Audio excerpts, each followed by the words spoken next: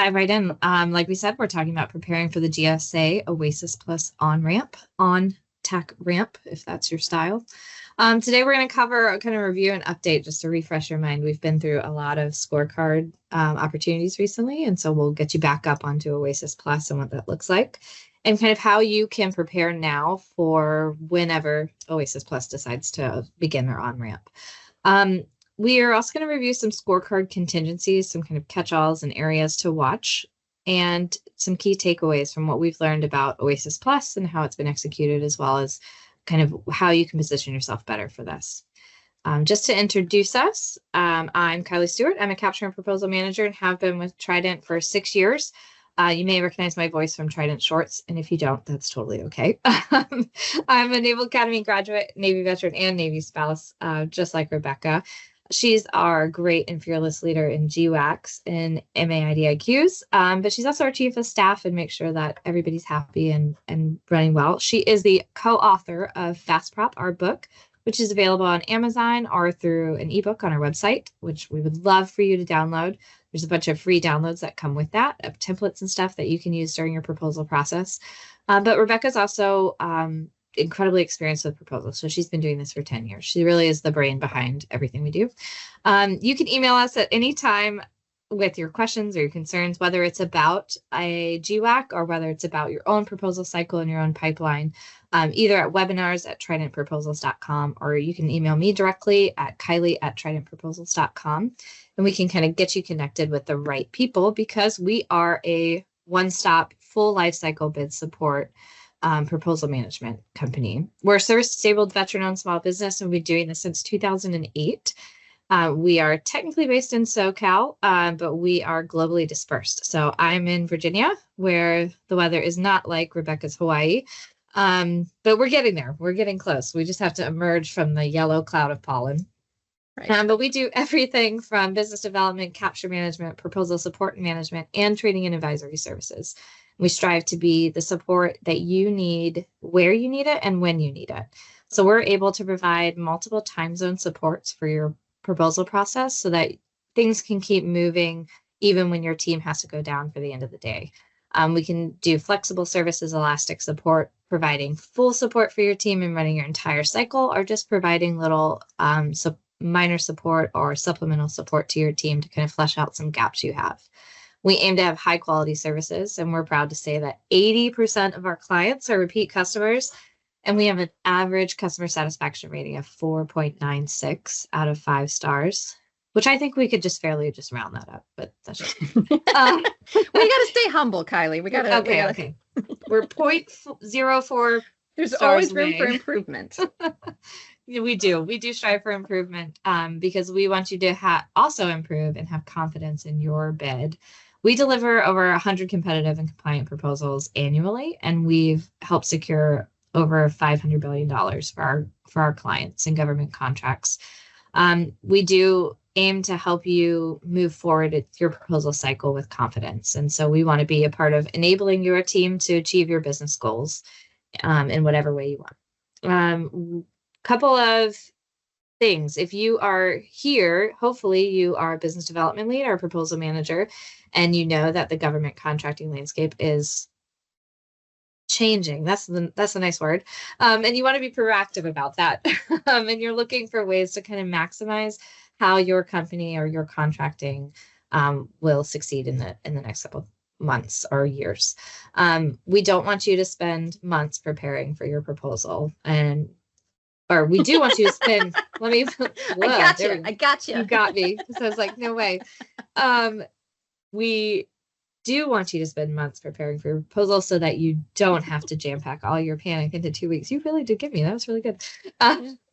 So this webinar is not for anybody who loves the thrill of responding to a proposal with little to no preparation and who wants to put things off to the last minute. We are so far in advance of what OASIS may have, and we want you to have this on your mind and to be thinking about this, because by thinking about this ahead of time, you can prepare your company to situate yourself to be more competitive when this is actually released. So spend months preparing your proposal, and don't panic in the last 2 weeks. If that meme reflects your normal operating mode, this may not be the call for you. Although if you're joining us because you're trying to change, then welcome. We want to encourage that positive behavior. So yeah, we'll just bring you in. Okay, so I'm going to turn it over to the brains of this call, to Rebecca. For better or worse, man. You get a lot of pressure there, Kylie. Yeah. You know what you're doing. Awesome. Thank you for that.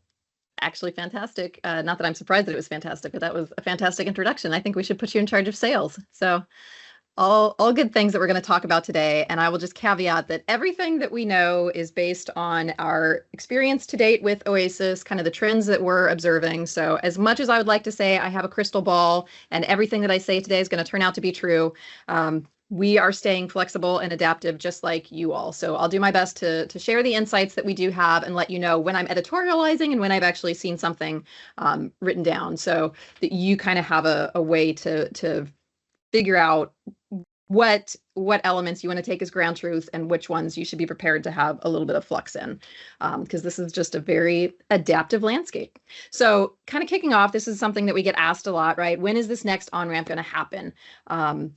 And the short answer is, I don't think anybody knows. So as a way of bringing everybody up to speed, as a reminder, when GSA migrated from OASIS to OASIS Plus, they split the contract out into 6 separate IDIQs based on socioeconomic size. So there's an unrestricted contract vehicle, there's a small business IDIQ, there's a woman-owned small business IDIQ, service disabled, hub zone, and 8A. These are all kind of separate IDIQs. They each have individual solicitations. And if you are a small business who is certified in multiple areas, you do have to submit a separate proposal for each of these categories. You can reuse the content, and we'll talk more about that a little bit later, but they are technically separate contract awards based on socioeconomic status. The great appeal of OASIS Plus, one of them, is that there's not a contract ceiling in effect right now, right? So there's a lot of room for growth. There's no limit on, at least right now, on what kind of services or the number, I guess, and scope of services that can be directed to this contract vehicle. And we'll just kind of see how that goes as time moves on. So this is a billions-dollar contract for sure. From the proposal standpoint, what is really cool about OASIS Plus is that it's a scorecard evaluation. So you can know before you even hit submit on your bid if you are in the running to get an award. And so just having that certainty and that kind of confidence in the bid is something that's really different from a narrative proposal where you're like, gosh, are my win themes going to land? Are they going to be able to pull out my strengths? Are they going to see my strengths as strengths? So the scorecard, it just gives you just know where you stand a little bit better going into it. And because there was no maximum number of awardees on OASIS Plus, you weren't worried about competing with other people in the industry. It was really, you're kind of, GSA would say you're competing against yourself, right? You're just trying to get the points that are required on the scorecard, and your bid is not viewed in context or in the context of other competition. It's just, do you meet these requirements? And if so, then you will get a contract award, at least at the IDIQ level. The other interesting thing about OASIS Plus is that they did allow joint ventures to bid, contractor teaming arrangements. You could use subcontractors, and you could use projects and experience from your subcontractors to round out your scorecard.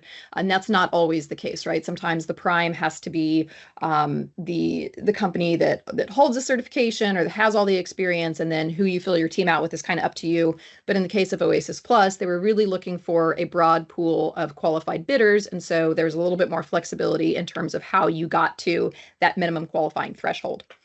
Now, the kind of hiccup in all of this is that all of those initial bids that went in last fall are still being evaluated. So they have not gotten through the entire stack of proposals that were submitted with the initial bids.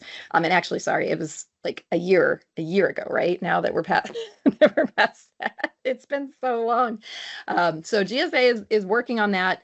But that is, I think, what's holding up the on-ramp, because originally they thought they were going to open up an on-ramp for the original domains. We'll talk about those in a second.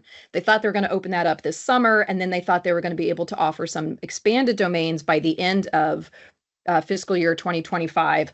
But I think all of that is kind of in flux. And so, we're going to see some shifts in the timeline. not only because they're still going through the evaluations, but because I think everybody's kind of reevaluating just GSA as an agency, as an organization, and they're trying to figure out how to become a more centralized point of government contracting, which is what they were established to do. And over time, things for various reasons have moved away from that model. So I think we're in an interesting time right now where people are trying to figure out what makes the most sense and is going to require the least amount of rework and the least amount of churn in industry. And I will just tell you, there's probably not a solution that's going to make everybody happy. But I do feel relatively confident that OASIS Plus as a vehicle is probably not going away. So I do think that just big picture, if we take out all the chaff, OASIS Plus is a contract vehicle that has legs and is something that will be made use of in the government in some form or fashion going up. So, or going forward. Okay, next slide, please, Kylie. So we talked about the different domains. So remember, you have your IDIQs that are assigned by socioeconomic status, and then within each IDIQ, there are various domains. So there's a technical and engineering domain, there's a research and development domain, there's a logistics, and these are really concentrations of functional areas. So OASIS it's not an IT contract, importantly, but it is a solutions contract, right? So OASIS Plus, sorry, and I'll say OASIS and OASIS Plus kind of interchangeably at this point. But OASIS Plus is designed, if you need facility support, you could put that on OASIS Plus. If you need technical and engineering support, that could all go there. So it's really designed to be a little bit of a catch-all for professional services. So again, it's not an IT contract, but there could be elements of IT if they are part of a solution that nests within one of these domains. When we talked to GSA last October at an event out here, they shared that the idea is that the first thing they're going to do is open up the original domains for on-ramp, so for new bidders. And I think at that time they would also open up, if you received an award in, let's say, management and advisory, but in the 18 months that's passed since you turned in your bid, you've gotten new contracts that qualify you for the technical and engineering domain, you'd be able to do an expansion of your contract and add domains to your existing contract. That was going to be the priority. And then once all that got solicited, sorted out, they would move into an actual domain expansion, and the planned domains were financial services, human capital services, business administration, the marketing, PR, and social services. Now, again, the last update that we saw on that was back in October of 2024, and we are 7-ish months past that at this point, and there's been a lot of change in the government contracting landscape since then. So I don't know if these will be the actual domains that OASIS Plus expands into. I think a lot of it's going to depend on what gets determined about, the government, how the government uses GSA as a contracting organization, and what I will point out is that these phase 2 domains, these were like kind of sub-functional areas on the original OASIS Plus submission. So these were the areas where you would say, hey, I have a project that is aligned to the research and development domain, but it included elements of financial services and social services, just as an example. I don't know what would with that combination, but you could have had a project that showed complexity because it covered other domains. So this is not a list that they just pulled out of thin air. These are domains that that were always sort of advertised. They just weren't at the same tier level as the phase 1 domains, if that makes sense. Now, what you'll see if you go back to the original solicitation is that there were a couple of other domains that are not listed in the phase 2 expansion, and I don't know if any of these phase 2 domains are going to get replaced with some of those other ones. So IT was a different or was a subdomain, I'll call it, as was security services.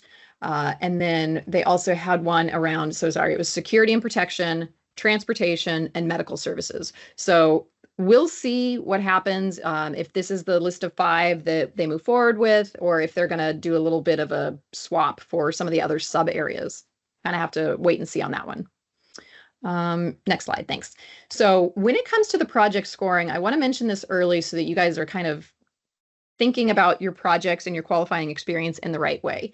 So on the scorecard, which we're not going to go through in detail today, but just to give you, again, broad strokes, relevance was a really, really, really important factor for your qualifying experience. Because again, if we're working with a scorecard, the lion's share of the points are going to come from projects that already exist and the performance you've already done. That's what they're really grading. I mean, it's something like 75 to 80% of the points that you get come from these project-based points. So having relevant projects was really, really the best force multiplier you could have on that scorecard. Having large relevant projects was another one. And this is something I'll just mention now.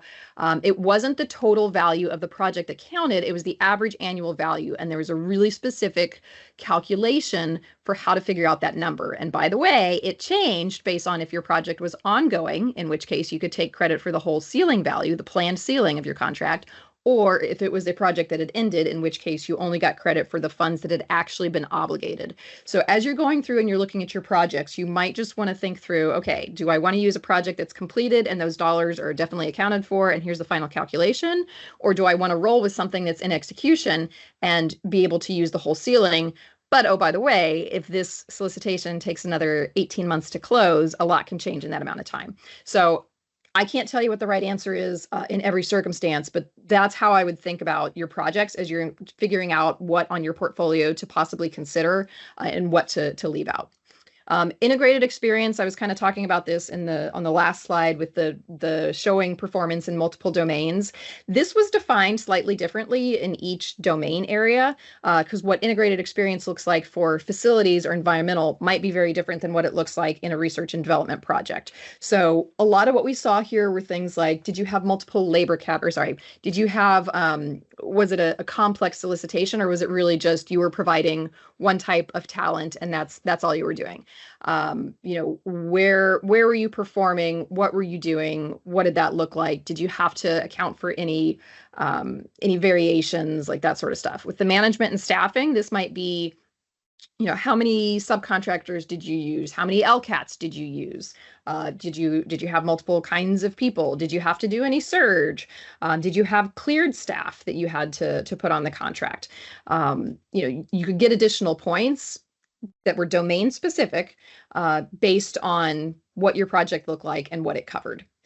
Past performance, this is really important to understand too. Past performance is a different scoring area than relevant experience. Past performance is all about how was the quality of support you provided? Like, were you a good partner to the government, and did you do the job you said you would do well? Relevant experiences, did you do work that was similar to the work that could be solicited under the solicitation? So you have to kind of keep those two things segregated in your mind. And past performance was really important, but I would say it was not as much of a scorecard mover as some people would have hoped it would be, right? So it was also not a 1-for-1 point scale. So this was one where you had to have at least 3 projects that showed positive past performance in order to get 1 point. And if all 5 of your projects showed positive past performance, you'd get 3 points. So again, if you had 2 projects that were good and 3 projects that were not good, you got 0 points altogether for past performance. So that's just something to note, that it was not a 1-for-1 linear exchange. Federal competition and multiple award environments, these could be separate projects on the last iteration that we saw of OASIS Plus. So you have your kind of core relevant projects where you say, I'm applying to the technical and engineering domain, and here's all my technical and engineering projects.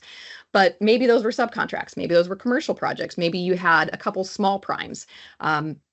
There's a different category that you could submit projects for and show, hey, we, by the way, got task orders on a multiple award contract. So it wasn't just that we won Seaport, it's that we got six task orders or 3 task orders, under that, and they were each for a different federal customer.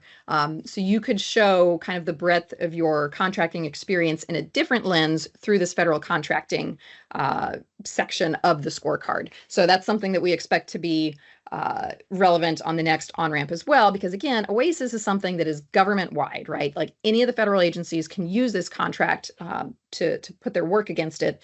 So it matters if you've only ever had one customer in your business's history versus if you have worked with everybody in the DoD, or maybe you've done some of the civilian agencies and the Department of Defense. Like, it just depends. And then there were additional points available for, corporate certifications, a facility clearance, accounting system, purchasing rates, those kind of things. I would expect that on the next on-ramp, the sustainability cert section, which was only worth a couple credits, that's gone. They've already amended the OASIS Plus contract to take out all of the clauses around that. So I don't think they're going to be awarding points in the future if you have your greenhouse gas emissions declared and those kind of things. And then what we don't know is how CMMC is going to play a role, if it plays a role at all, right? Because the deadline has sort of been established for becoming CMMC compliant. And I don't know if this is going to be a binary screening thing, or if there's going to be points awarded for it. We're just not sure. So that's an area, that's why I have it in yellow, that we're going to keep an eye on with regards to the scorecard. Now, what's good and bad, depending on your point of view, about the OASIS Plus on-ramp is that there's not likely to be a ton of flux in that scorecard, because the whole idea is to get this bidding pool of qualified bidders who have sort of been vetted through the same criteria. So there might be minor adjustments here and there, but I wouldn't expect a total overhaul of that scorecard. So again, the areas to watch are kind of those integrated experience and the management and staffing sections of the scorecard, because those were specific to the domain, and there could be a lot of variance between what was expected for, again, just using these as examples, a research and development contract versus a facilities management contract. So that's kind of what I can share about the scoring areas and what I expect to happen. Next slide, please. Okay, so we are going to hit this point over and over and over again. Please, please, please read the instructions on these super carefully. And if you find yourself reading it and you don't understand how to apply it, that's the time to reach out and just get a third party to talk through it. Because every solicitation is based in compliance, right? But these are especially prescriptive when it comes to what you need to present as evidence in order to get the points you are claiming. So we're going to go through some of that right now. One thing I didn't mention on the timeline slide is we asked the GSA representative whether or not they anticipated releasing a draft RFP for the on-ramp to get industry feedback. And again, this information is 7 months old, but the consensus was yes, absolutely. They do expect to put out some kind of draft where you should be able to have a little bit of interchange or share your concerns about how they're structuring things and what they're requesting. So I do just want to mention that as well. So that ties in nicely to step number 1, which is read the current RFP and all of its amendments, go through it, kind of get yourself oriented to what they asked for last time, because a lot of it may carry forward for the on-ramp. Because again, this is not a totally new contract vehicle. We're not moving from OASIS to OASIS Plus. We're moving from OASIS Plus to OASIS plus more vendors, right? So it's not a totally new direction change. This is just expanding the pool of qualified bidders. So yeah, read all of the attachments as well that are within the solicitation document, because they gave you a draft if you're a large business, they gave you a draft small business subcontracting plan. They gave you these domains and the functional alignment. There were criteria for automatic relevance. So if you had a project coded in a certain NAICS code, it could be automatically determined relevant to a certain category, provided the project met some other criteria. So it's really important to kind of understand your starting point so that as the guidance gets updated, you can make the adjustments as you go. The other thing we want to foot stomp is make sure that you update your records and get ready to register in the submission portal of choice, whatever that is. So historically, GSA has used Symphony to do these proposal submissions for the scorecard. They did it for Astro, they did it for Alliant 3, they did it for Polaris, they did it for OASIS Plus. The original intent was for the contracts to also be managed via Symphony, and then late last year, they kind of did a course change, and now it's all being done. All this task order solicitations are being done via eBuy, not Symphony, but Symphony's still around. But then it was supposed to get sunsetted after Alliant 3, but then they haven't really answered the question of how they're going to do this online submission portal for the future. So this is one where just the takeaway is pay attention to whatever portal they tell you to go register for, because it's not going to be something that you email in to GSA, right? This is going to be something that gets collected, the information gets collected into a portal and uploaded there. And you don't want to You don't want to put off that registration until the last minute, because just, again, some lessons learned from Symphony. One is that it takes a little bit of time to get oriented to the system itself. And so even if you had the most beautifully organized documents, you still have to get them uploaded and tracked the right way, so that you get the credit for the credits you're claiming, right? So there's step one, which is prepare the proposal, and then step two, which is upload and tag and get the points for the proposal. So two kind of independent steps, and you just want to give yourself time so that you're not fighting buttonology in the 11th hour of the proposal, right? You want this thing to go be submitted and be beautiful and be low stress. The other thing I'll mention along with this is that the online submission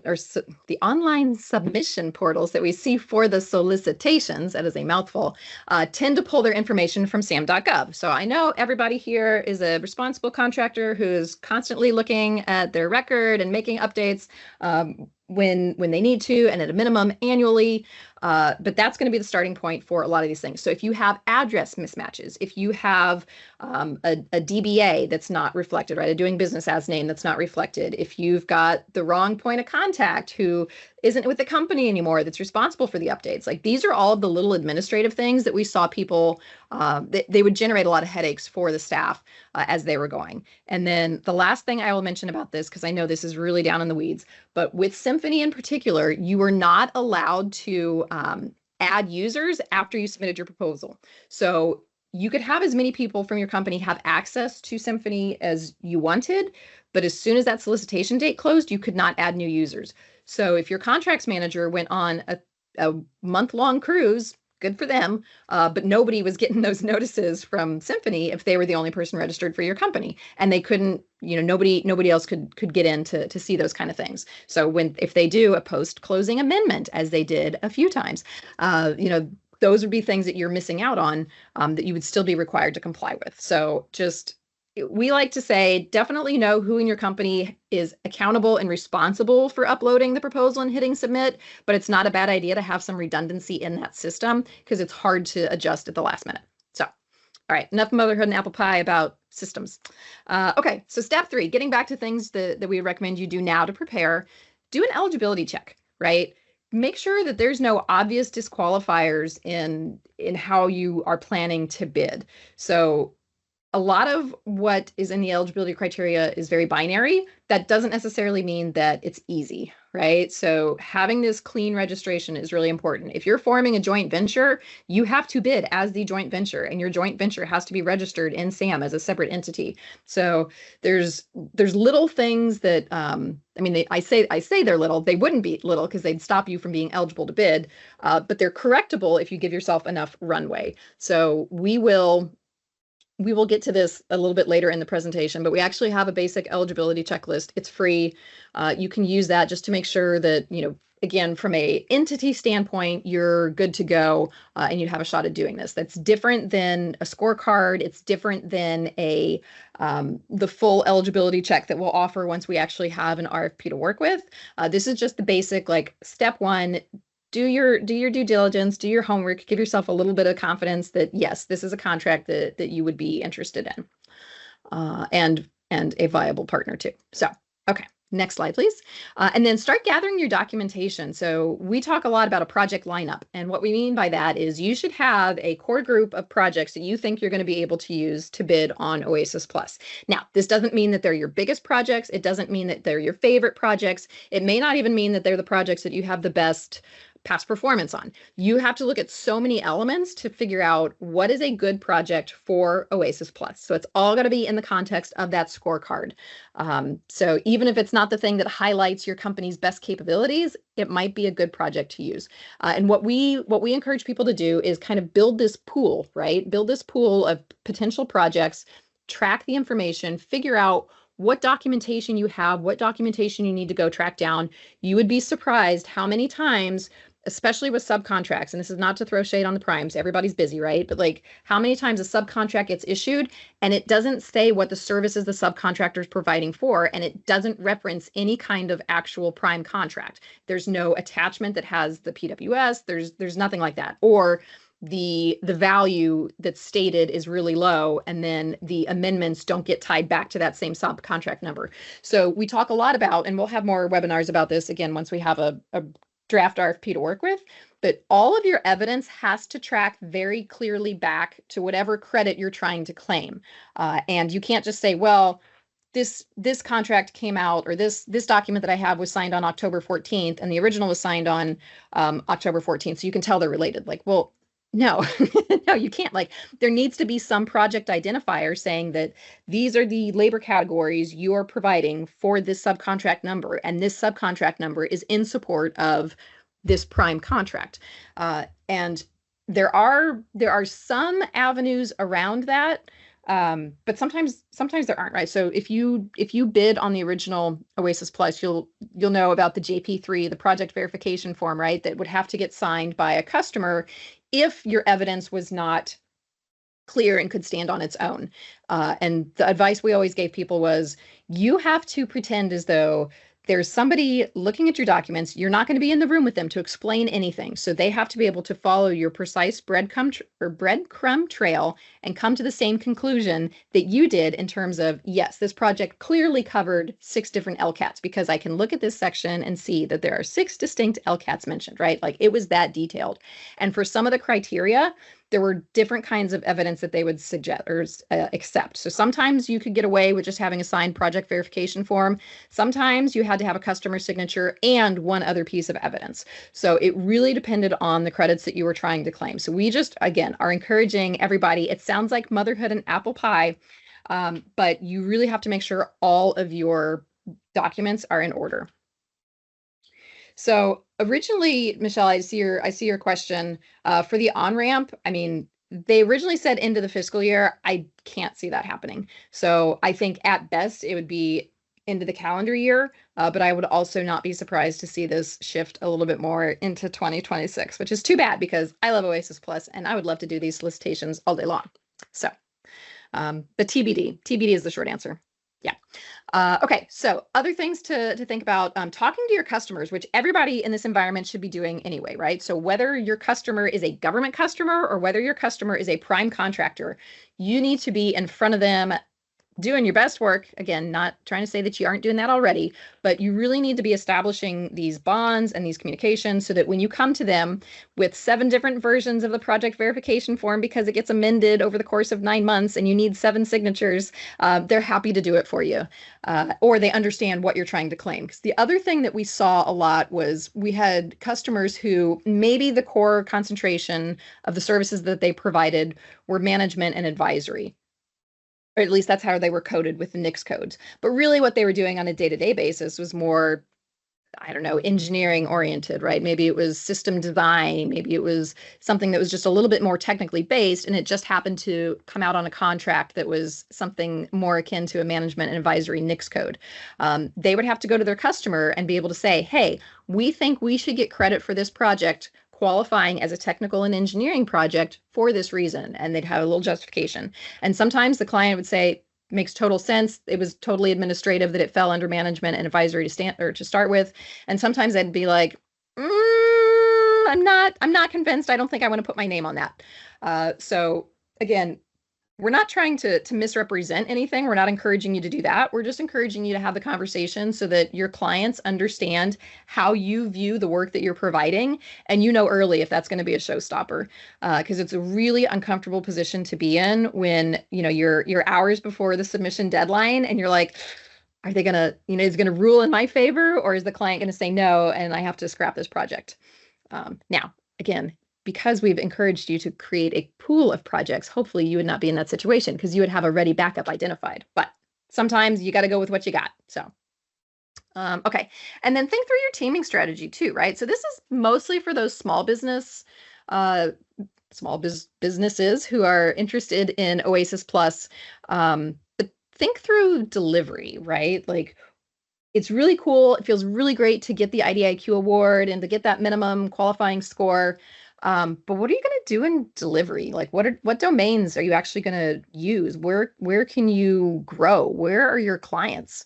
Who have you worked with before? Like, if you're looking at teaming, who complements your capabilities? Like, so don't just go form random partnerships because you guys, you get 27 points and they bring an extra 15. Like, okay, if they're bringing 15 because they're doing things that you don't do and have no intention of doing, maybe don't team with that bidder, because it's just going to cause you headaches in delivery. And there are minimum performance requirements on OASIS Plus. So again, the goal should not be getting on the contract. That's kind of a step towards the larger goal of making sure that this is a contract that your business can use. And we'll talk a little bit more about what we've seen so far on OASIS Plus, just to give you a little bit of context and help inform the decisions about where to make investments. So next slide, please.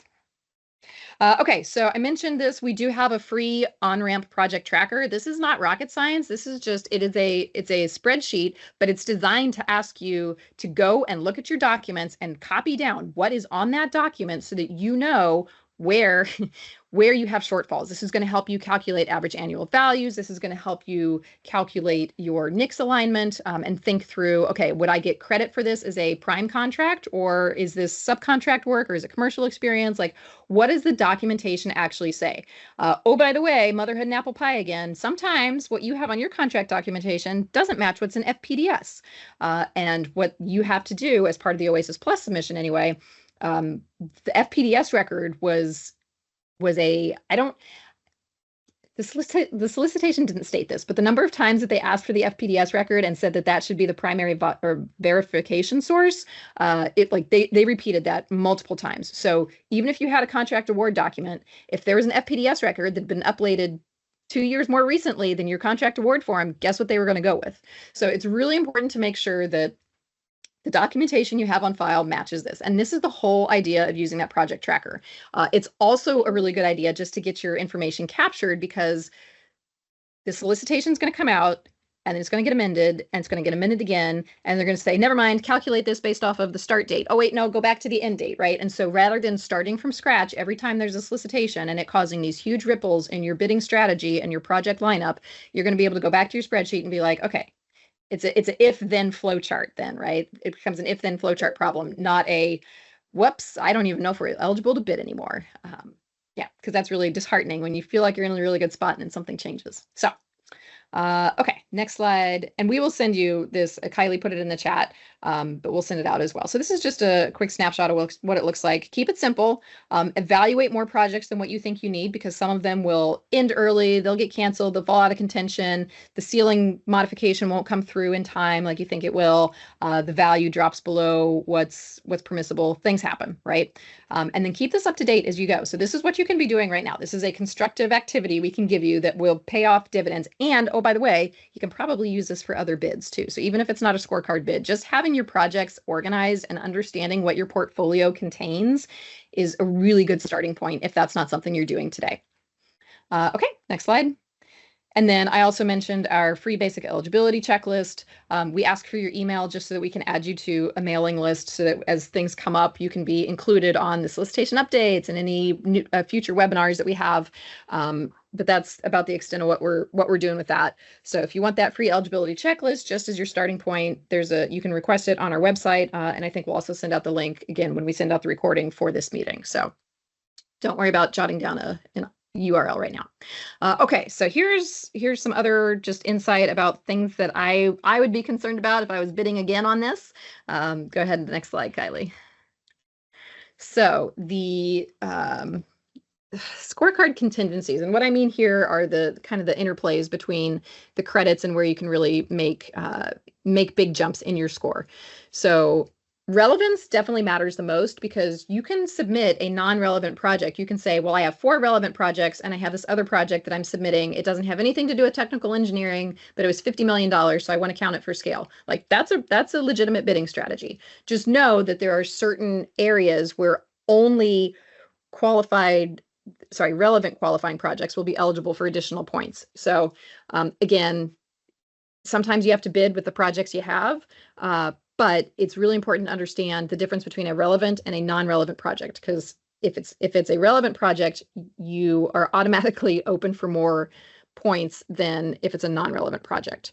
And then, so yeah, I have listed there that only those relevant qualifying projects are going to be eligible for those past performance points. So, and then domain alignment. So this was an interesting thing that came up over and over again, where you might have a project that was $10 million annually, and it was mostly technical and engineering, but there's also some management stuff happening, right? There's program management. Maybe you're doing some business process engineering. There's some change management, maybe some things like that, in addition to your system installations. You could use that project if it met the minimum qualifying criteria. You could use it against two domains. Where we started to tell people they needed to pump the brakes a little bit is if you had one project that wasn't very big, that you're trying to split 7 different ways and say, well, but we had a guy who sat at the door and checked badges. Like, well, okay, but that doesn't really, I mean, does that really mean that it was facilities? Like, I don't know. Or like, one time we had a truck driver take something from this client location to this one. Like, well, probably not logistics, right?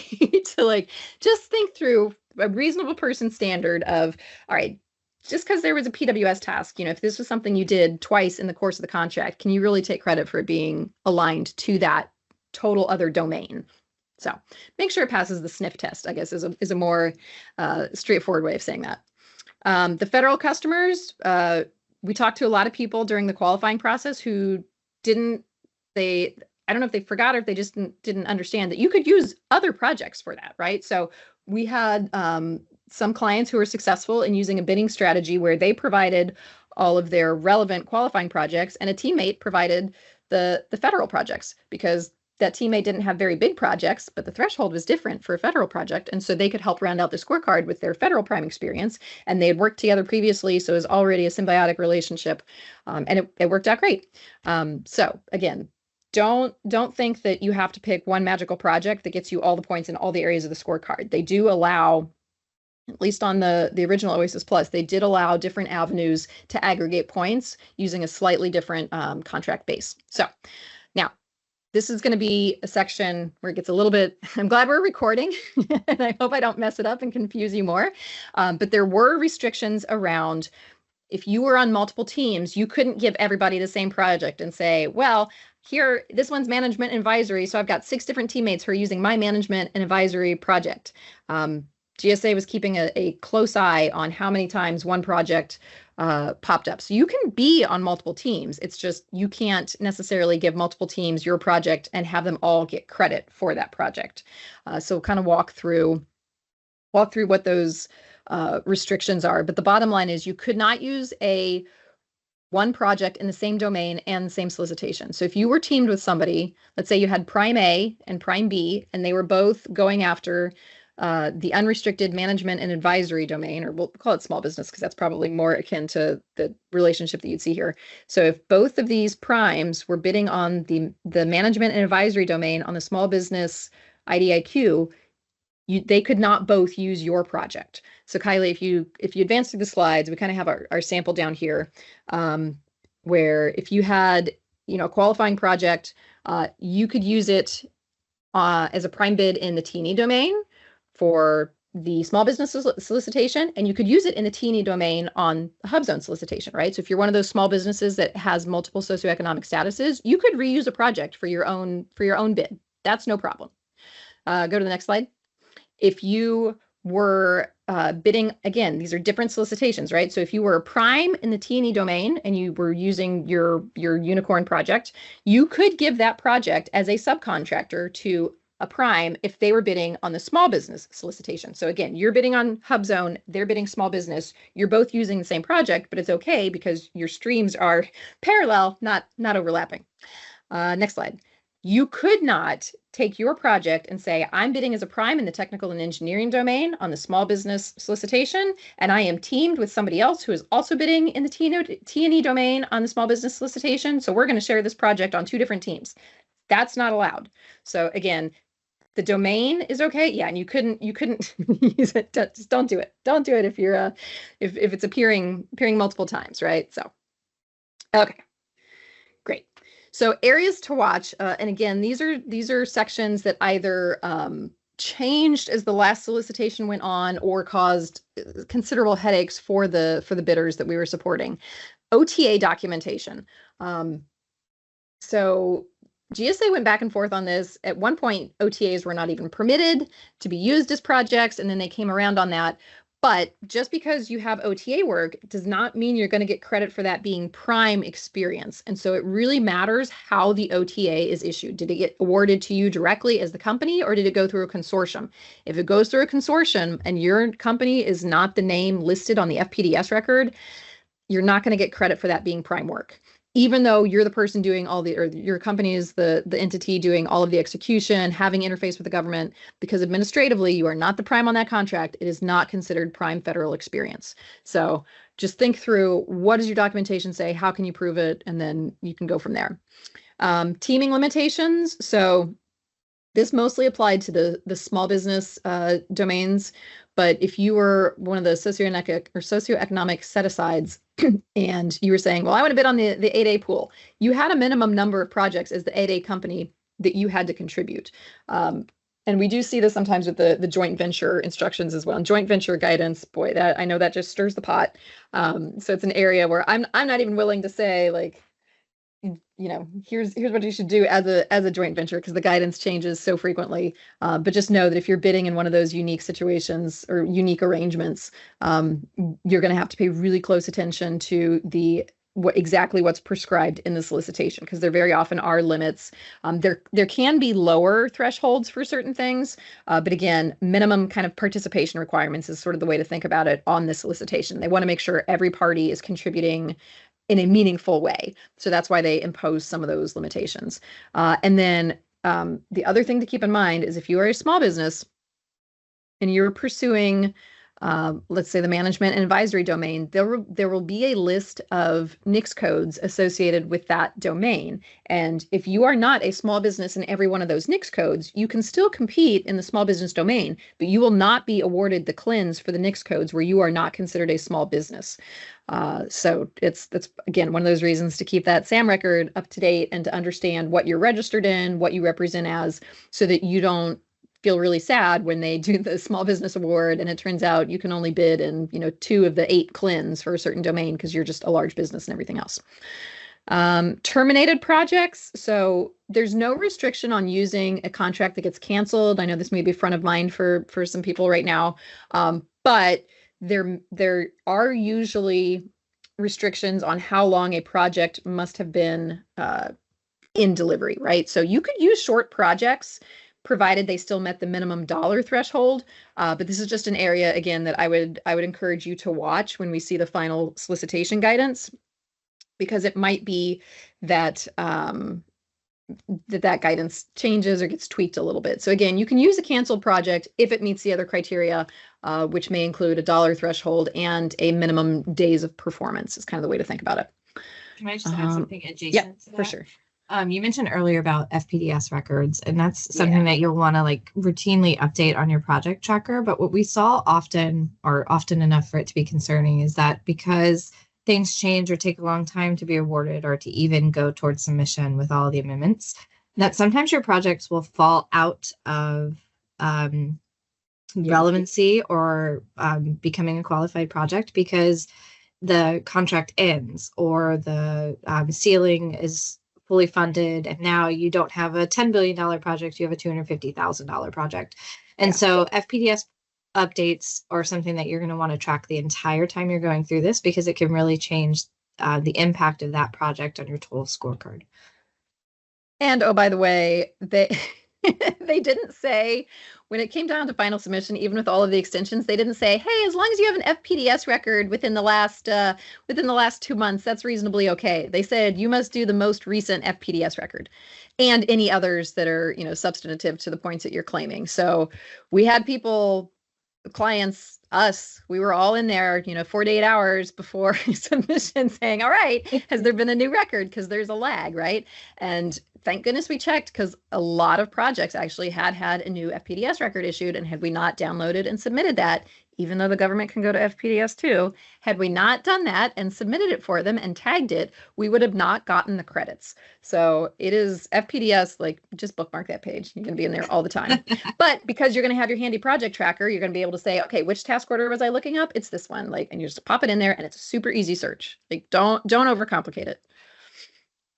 Okay. And then no indications right now that the domain thresholds, like, so the minimum qualifying thresholds would necessarily change, minus the environmental certs. We'll see if that changes the total number, or that the NAICS alignment would change. Because again, I mentioned if you go to the original or the most recently amended solicitation of the OASIS Plus RFP, you can see what the NAICS codes are for each domain. I don't know that they would necessarily remove any of those, although NAICS codes get updated every 5 years, right? So there could be some little changes in that. The services, the core of the services is probably going to be the same. So I don't expect a lot of waves there. Just know that if they do change those, that might really affect your score. And it could be for better or worse, just based on what they consider an automatically relevant project. So if something is no longer automatically relevant, it's not the end of the world. It just means you usually have a little bit more paperwork to do. But again, this is why you're talking to your customers. This is why you have your pool of projects, so you know where the interdependencies are and what, if this lever moves, what is the impact? As long as you know what the outcome is going to be, you can usually do something to triage and fix before submission. So. Okay. Key takeaways, next steps. Let's get a plan going here. Okay, so if you take nothing else away from this, just know that planning up front is going to reduce so much of the churn down the road. And it doesn't matter if they come out with 1 or 18 amendments. If you have your things organized, you're going to be able to adapt to those. And by the way, if you work with Trident on an OASIS Plus bid, we're going to make you do this. So we're going to make you do the homework of getting things organized. And if you're working with anybody else, they ought to be doing that too. So because it's just so fundamentally important to these scorecard bids is to have everything in order and organized. And it's just a good business practice too. And then think ahead for that long-term success, right? So what we have seen on the current OASIS Plus, so a couple things that are worth noting. It took a really long time to get awarded, right?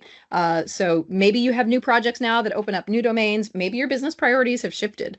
A lot of things can happen in the course of 18 months, and we're still counting, right? So just think through, like, how are you going to use this project? Of the task orders that we've seen come out so far on OASIS Plus, and I'll just give you one domain as kind of a sampling. So right now we're monitoring the small business domain, or sorry, the small business IDIQ in the T&E domain and the service disabled veteran-owned small business T&E domain, right? So same domains, 2 different IDIQs. We're seeing about 10 times the activity in the small business IDIQ as what we're seeing on the SDVOSB track, which is kind of to be expected, right? Like, you're going to see more on the small business than on the set-asides, but that's the order of magnitude. It's about 10 times as much stuff coming out just for small business as it is for the service disabled veteran-owned small business. Now, when I say we're seeing things, there's been about 115 releases under the small business T&E domain, but not all of those are RFQs or RFPs. About 85% of those things have been just RFIs, just the market research survey that go out to all the bidders where you can respond and say, yes, we have capabilities in that area. Here's what they are. By the way, we think that this should be a 30-day proposal or a 45-day proposal or a 15-day proposal. Like, a lot of the RFIs are asking that. Some of the RFIs are a separate Word format that you have to submit. A lot of them are an online survey. So, but they go really quickly. So I do want to just also mention that, like, the average response time for an RFI is 2 weeks, but we've seen them be as long as about 32 days and as short as 4 days. So this is the system, with eBuy, where if you are a successful contract awarder or awardee rather, you got to be in that system every day. And even looking at the emails, right? Because the RFP closing date, it is totally feasible that something might come out on a Monday, be closed by Friday. And if you didn't respond, you got no way of tracking that thing. Because as soon as a closing date has passed in eBuy, you can't go pull the archived information. You can't go see what they asked for previously.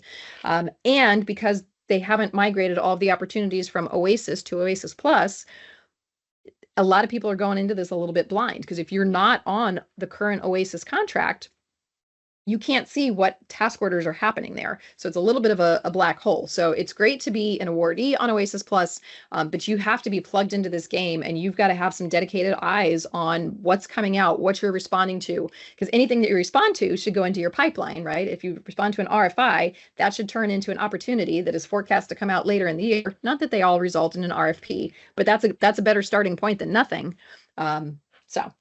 And then just real quick on that, the other thing I want to mention is that with the RFQs that we have seen come out, most of those have been kind of the standard 29-day, 30-day response timeline, plus or minus a few days, just based on the holidays in the month where they come out. I have not seen any awards yet, but there are things happening in these domains. And so I would expect that in the next, hopefully 30 to 60 days, we see the first kind of tranche of awards based on what's already been solicited and responded to once they can get through the evaluations. So we can chat more about that offline if you guys have questions. But yeah, not a clean segue, but going back to my bulleted list here, other things we want you to do right now, make sure everything that you are going through, you get it in writing, right? Like if there's an amendment, make sure that everybody signs where they're supposed to on the dotted lines, that it's dated correctly, that it references the right original contract number. We saw lots of issues with just typos or transposed numbers. It's going to save you a lot of headaches down the road if your documentation is clean. Read and reread everything. I was living and breathing the OASIS solicitation for months, and I would still have epiphanies from time to time, right? Because you think you've interpreted something some way, and then you get a project that is an exception that proves the rule. You're like, well, gosh, here's what I thought my understanding was, but what do I do in this situation? Because it falls between the cracks, or there's not clear guidance about what to do with this. So it's just, the more familiar with you can be with the solicitation, the easier time you're going to have keeping up with the changes. And then get help if you're out of your depth. Like this does require a lot of very detail-oriented, meticulous reviews and preparation. And that's not everybody's strong suit. Totally get it. Kylie and I were both SWOs, surface warfare officers. We love checklists. We will do this all day for you. And this is an area where we love to have, academic conversations about like, oh, what do we do if it's this and what's going to happen next? So that's, I would say, unabashedly, that is a strength of ours that we would be happy to lend to you. And we'd love to partner with you on that when the time is right. So moving to the next slide. What you can do in the meantime, we're going to have an OASIS Plus on-ramp hub, just like we had for the original OASIS. If you go to our website, there's a contract vehicles tab. We actually have a few going right now, even for ones that are closed, just so you can get information about what it was previously. So we keep this list up to date. If you need help managing any of these contracts too, that's something you can reach out to us for. And we've got like mini fractional PMO services where we can be the people keeping an eye on e-buy and letting you know when something in your strike zone comes out so you don't miss it. But we'll have a whole OASIS Plus resource area, blogs, webinars, downloads, whatever we think is going to be helpful for you guys. This is where it's going to live. This is what we're going to be keeping updated as we go. Okay. And then I will put in a plug for the next webinar that Trident is hosting at the end of the month. It's with Jeff Everidge, who's our founder and CEO and a fantastic orals coach. And so his presentation is going to be all about winning government orals. So if you've ever had to do an oral presentation and you've been coached on how to present, it's a totally different game than a written proposal, and certainly very different than a scorecard proposal, because you're having to answer the requirements in person most times, right? Sometimes you get to do a recording, but a lot of times you're doing scenario-based work. You might go in and give a presentation, but you're usually fielding Q&A from the government. And so there's the subject matter expertise that you have to be prepared to give. And then you also just kind of have to be likable, which is, maybe not fair, but it's basically an interview with the government to see if they want to hire you. So Jeff is a fantastic resource. We have a fantastic bench of orals coaches at Trident. And if you are at all interested in that, or if you've ever lived through the pain of orals, or if you ever think you might have to live through the pain of orals, don't miss this. Definitely hit up that registration. Thanks for putting that in the link. And then if you have any questions, you want to contact us outside of this, just shoot us an email at the webinars@tridentproposals.com. That's going to go to Kylie. It's going to go to me. It's going to go to our marketing team. We'll get you connected to the right person, and we can go from there. And guys, I am so sorry because I know we are 1 minute over, but I do just want to open up the floor a little bit for questions. I will stop recording at this point.